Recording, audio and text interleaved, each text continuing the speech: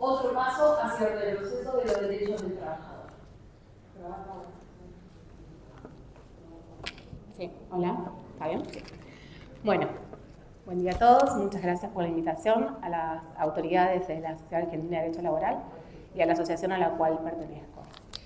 Bueno, como comentó Soledad, voy a comentarles las principales modificaciones que se van a introducir a partir del 2 de febrero de 2026 al baremo, la tabla de evaluación del baremo que se utiliza para riesgo del trabajo.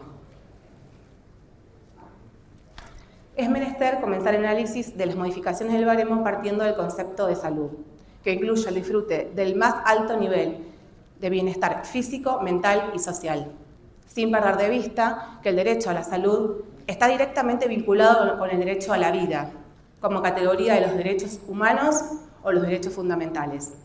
Como base normativa encontramos el artículo 14 bis de la Constitución Nacional, en cuanto garantiza condiciones dignas y equitativas de labor, el artículo 19, del cual emana el principio de no dañar, que consecuentemente obliga a resarcir aquellos casos en que el daño proviene de la exposición a situaciones de riesgo.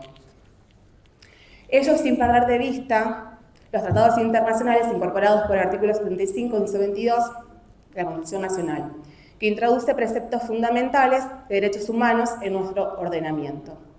Ahora bien, entre los rasgos principales de la reforma podemos mencionar la excesiva necesidad de estandarizar y formularizar la valoración de secuelas derivadas de accidentes de trabajo y enfermedades profesionales, provocando el abandono de la verdad material, dejando de lado las particularidades que existen indefectiblemente en el análisis de las secuelas de personas enfermas o accidentadas, lo que configura una regresión normativa que resulta en un menoscabo de derechos constitucionales como seguidamente expondré.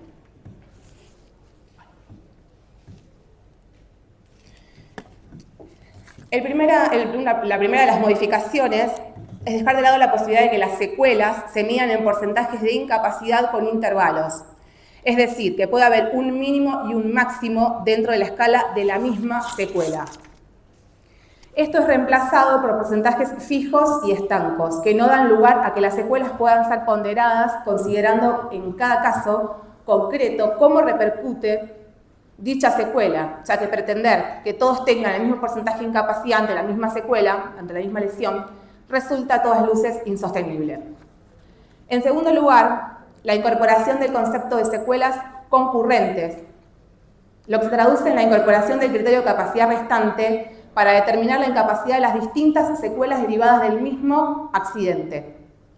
Esto da por finalizada una extensa labor jurisprudencial desarrollada sobre la base contraria, considerando que dicho método no resultaba aplicable de este modo, incorporando así el nuevo baremo, una práctica que de facto fue utilizada por la Superintendencia de Riesgo del Trabajo hasta el momento sin sustento normativo.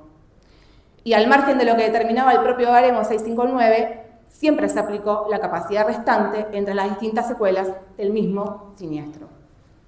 En efecto, la razón de ser del método capacidad restante radica en permitir que un trabajador o trabajadora sea resarcido por los distintos siniestros que sufra a lo largo de su vida laborativa, partiendo de una capacidad inicial del 100%. Dado que cada accidente reduce parcialmente esa capacidad si la persona padece un nuevo infortunio, es decir, un siniestro sucesivo, corresponde descontar el porcentaje de incapacidad previamente reconocido y así sucesivamente. El mismo tratamiento debe darse en los casos de gran siniestrado y preexistencias. El baremo 659/96 establecía, de todos modos, porcentajes máximos de incapacidad para las diferentes zonas anatómicas, así como también el uso de la capacidad restante en ciertos casos específicos, a fin de evitar que el número global de incapacidad supere ciertos parámetros. Pero con esta modificación la finalidad se ve alterada y aplicar el método de capacidad restante a las secuelas del mismo siniestro solo persigue reducir artificialmente los porcentajes de incapacidad global en desmedro del principio protectorio que inspira todo el régimen de reparación laboral. En tercer lugar, la posibilidad de exceptuar del examen físico al trabajador. Esto quedaría a criterio de cada evaluador, cuando no sea necesario para identificar las secuelas conforme a la tabla específica. Esta posibilidad de no realizar el examen clínico al trabajador tiene que ver, por un lado, con la determinación estanca de porcentajes de incapacidad y, por otro, con la imposibilidad explícita en el nuevo baremo de realizar mediciones a fin de determinar la reducción de la movilidad funcional, en la mayoría de los casos, salvo algunas excepciones que están contenidas en el baremo. Por tanto, si la incapacidad de una secuela tiene siempre, en todos los casos, el mismo porcentaje, independientemente de las particularidades de cada caso, y si no es necesario tomar las mediciones a fin de evaluar la reducción de la movilidad funcional, se entiende que dentro de la lógica del baremo no sea necesario citar a una audiencia médica al trabajador, lo cual tiene un correlato en la resolución de SRT 20 del 21, que también habilita esta posibilidad con el ITM, informe técnico médico, para reemplazar la audiencia médica presencial. Sin embargo, dentro de la lógica médica y jurídica sí resulta fundamental la revisación clínica del paciente, a fin de tener en cuenta las situaciones particulares de la evolución de las secuelas. En caso contrario, podríamos hasta concluir que no es necesario que sea un perito médico el que determine la incapacidad, si solo con chequear la tabla se puede establecer el porcentaje. En cuarto lugar, la afectación anatómica y o alteración irreversible debe ser consecuencia directa de una contingencia laboral, lo que resulta contrario a los parámetros de las consecuencias jurídicas comprendidas dentro del ordenamiento, que son consecuencias mediatas, previsibles e imprevisibles, muy frecuentes en siniestros que afectan a la salud. A modo de ejemplo, podemos nombrar infecciones intrahospitalarias o trombosis venéreas como consecuencia de cirugías o lesiones en miembros inferiores.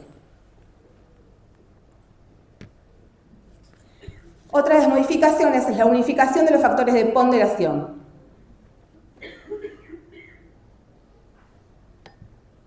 El artículo 8, inciso 3 de la Ley de Riesgo del Trabajo, ordena ponderar, entre otros factores, la edad del trabajador, el tipo de actividad y la posibilidad de reubicación laboral. Como consecuencia de ello, el baremo 659 del 96 contemplaba estos tres factores, que deben sumarse luego a la incapacidad determinada en cada caso.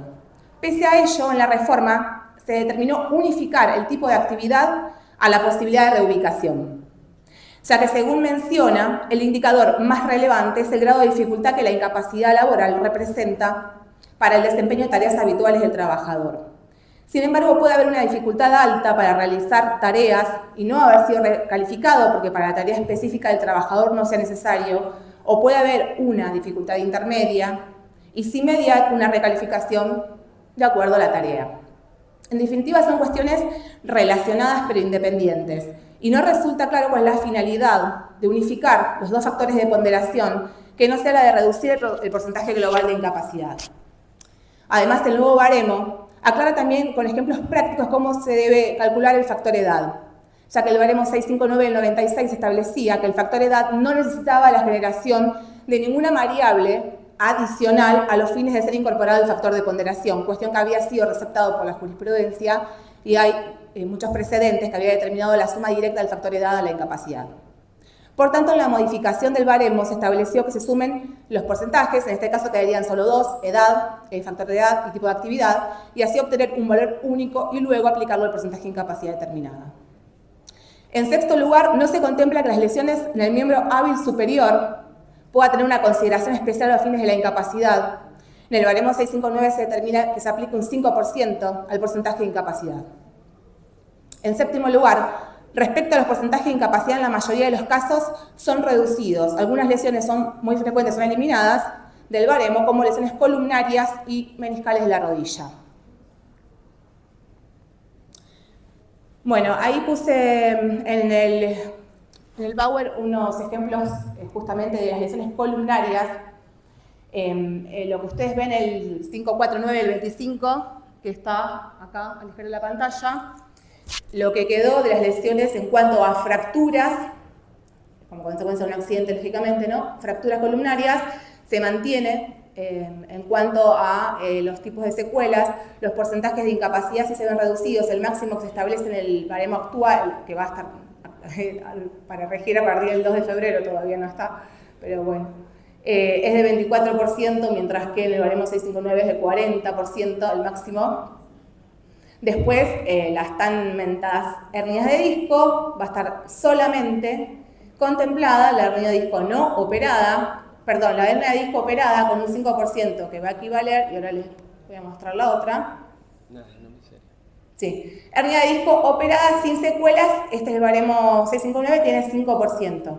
Esto entonces es lo único que queda en el baremo que va a empezar a regir. Hernia disco operada, solo 5%, todas las demás categorías, es decir, cervicobraquialgias fueron eliminadas, todo lo que tiene que ver con lumbalgias postraumáticas, de todos los tipos de lumbalgias postraumáticas que pueden ser severas o más leves, las lumbociatalgias también han sido eliminadas, la espondilistesis, que tenía un tratamiento de hasta una incapacidad de un 40%, dependiendo obviamente del grado.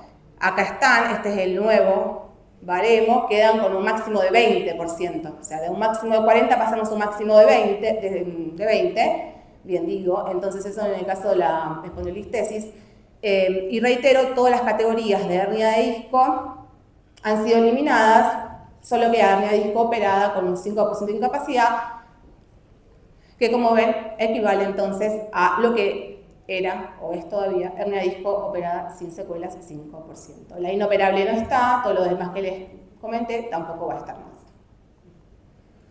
Con respecto a las lesiones menisco-ligamentarias, si bien se han incorporado, como ahí lo puse, se han agregado algunas lesiones como ruptura del ligamento cruzado, cautiva por movilidad funcional, igual que el ligamento lateral interno externo. Ahora van a estar baremizadas, lógicamente no se puede más medir la movilidad funcional, solamente el porcentaje que establezca el baremo. Y bueno, como decía, si bien hay algunos pequeños agregados dentro del baremo, la realidad es que no llega a compensar la gran cantidad de lesiones, de secuelas que han sido eliminadas del baremo y los porcentajes de incapacidad que en líneas generales han sido reducidos dramáticamente, como recién lo vimos. Por ejemplo, en el caso de una menisectomía, que tenía en el baremo un tratamiento sin secuelas entre 3 y 6%, se establece en el nuevo baremo un 4% como máximo. Después, la lesión meniscal no operada con hipotrofia, hasta con ciertas complicaciones, con un máximo de 8, mientras que cuando hay hipotrofia, el baremo 659 establecía que va de 10 a 15, 8, 10 a 15, ¿no? Ahí se nota también la diferencia. Y todo lo que tiene que ver con las categorías de sinovitis, inestabilidad de rodilla en todas sus versiones, como lo ven, el no es que ya no van a estar más, ¿sí? Están todas eliminadas.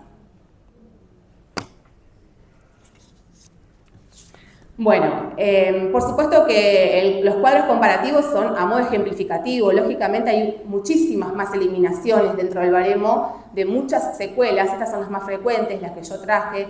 Por supuesto tampoco soy perito médica para hacer análisis demasiado pormenorizado. Obviamente estas cuestiones son bastante notorias, eso sí lo puedo hacer porque cualquiera de nosotros puede ver el baremo y a simple vista lo puede ver.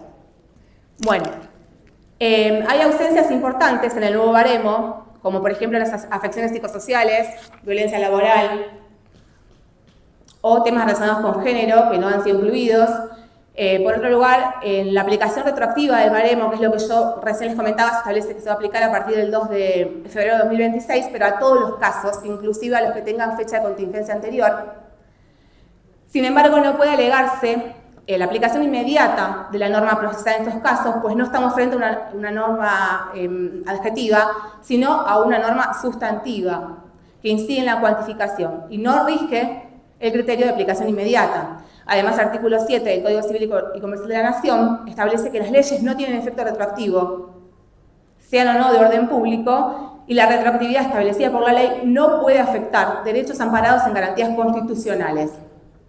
El decreto vulnera este límite, al imponer a contingencias ocurridas con anterioridad una valoración que además reduce, en líneas generales, el porcentaje de incapacidad. Ahora bien, en la mayoría de los casos que se acude a la instancia judicial se lo hace en pos de lograr un mejor tratamiento que en la instancia administrativa, ya sea por los exiguos porcentajes de incapacidad, por la utilización de la capacidad restante, que es muy perjudicial en siniestros donde tienen muchas secuelas del mismo accidente, y por la actualización en sede administrativa que se realiza con las resoluciones 1039 y 332 de SSN, que licúa los créditos más que nada en siniestros que han estado mucho tiempo por ILT.